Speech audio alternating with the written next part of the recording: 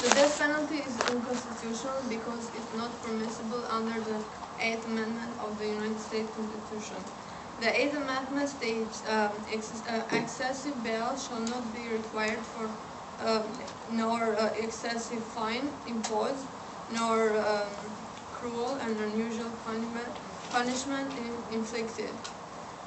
In this case, the death penalty is a cruel punishment for a human being. Also, the 14th Amendment, Section 1, makes the death penalty unconstitutional by depriving a person the right of life, which is one of the natural laws. For example, in the case Woodson versus North Carolina case, the Supreme Court held the North Carolina law of mandatory death penalty as unconstitutional under the 8th and the 14th Amendment. Some states are pro the death penalty, suggesting that this is a punishment. This punishment would keep criminals from acting, retain vengeance, and on behalf of the victims and their families, and remove from the society someone who might do more harm. But those states that have abolished the capital punishment argue that death penalty violates the 8th Amendment and the right of free man. Also, the Roman Catholic Church is against the death penalty for not being pro-life.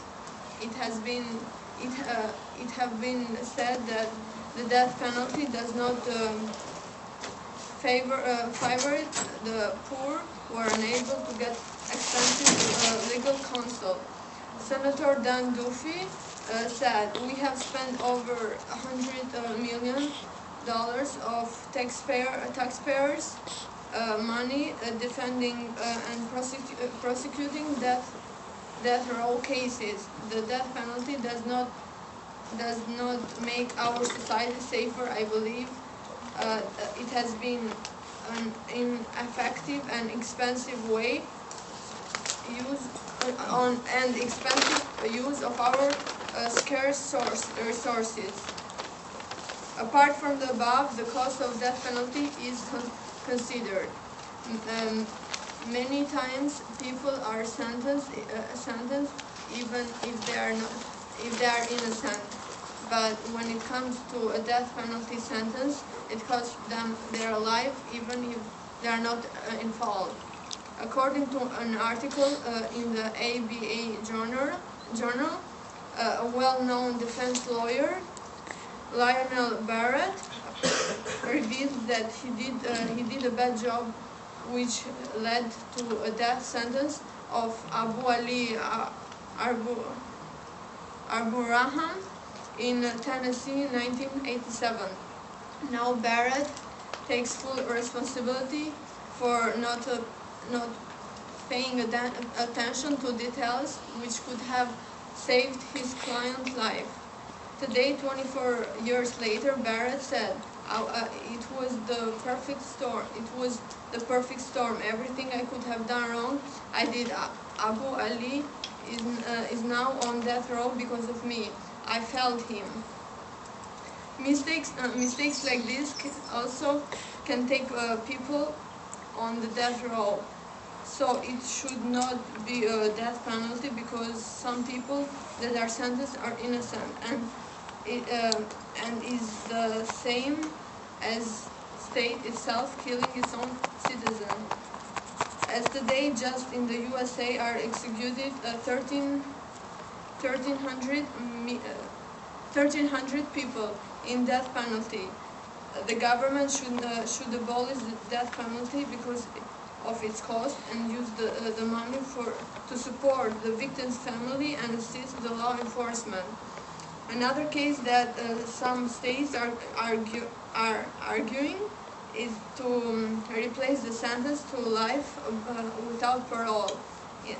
In the end, you cannot teach people that killing is wrong by killing, and you cannot deprive people of life, which is what the government is doing by supporting the capital punishment. Now, you mentioned, Mentioned a lot of good the points. 14th Amendment. That's a good one. And the 8th Amendment. Yeah. Just tie us together. Because the 14th Amendment, the 8th Amendment is like usually used for the death penalty, like by all, you know. But the 14th Amendment is not usually used because, but I think that the 14th Amendment, like, is very important, like, in death penalty, because it shows that, like, you cannot deprive people of their life, because the 14th Amendment says that, like you cannot deprive people of the right to live. So by killing people, it's like depriving them of life. Now, Anna, Yeah. where did you go? Okay. You mentioned the 5th Amendment. Yeah, because the first one states that it guarantees the life, liberty, or property, and that's the point. Now, also, so keep in mind, you have the 5th Amendment, right? Yeah. With the, it's a fundamental right, the right to life, property, pursuit of happiness, etc. And the 14th, how does that apply, though? So if you were to argue the 5th Amendment, where would you be arguing it?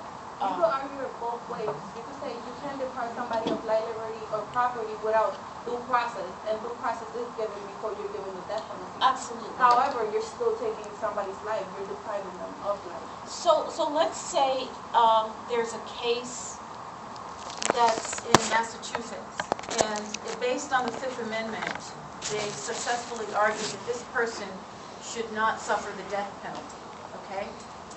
And a similar case comes up in Florida.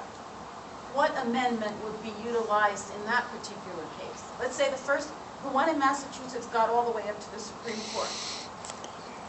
And they ruled Mr. Massachusetts, or this person, should not suffer the death penalty because it was against the 5th Amendment, based on the 5th Amendment. 14th. Yeah. It would be the 14th. Well, but let's see the progression. Both of them is like Understood. depriving. Right. But you need to understand the rationale. Because when you go to the Florida case, they said, oh, but in Massachusetts, it was ruled that this was not acceptable, it was unconstitutional. Why should someone in Florida not have the same due process and rights and privileges as the person? That's why the 14th Amendment. Yeah, so You're right, but that's how it comes in to The due play, process, the due yeah. process clause. Because it's equal protection under the law. If someone in Massachusetts has this benefit, then someone in Florida should have the same. And that's how it's typically argued, how you see these different amendments come into play, okay? Very good. Sam, I'm looking for your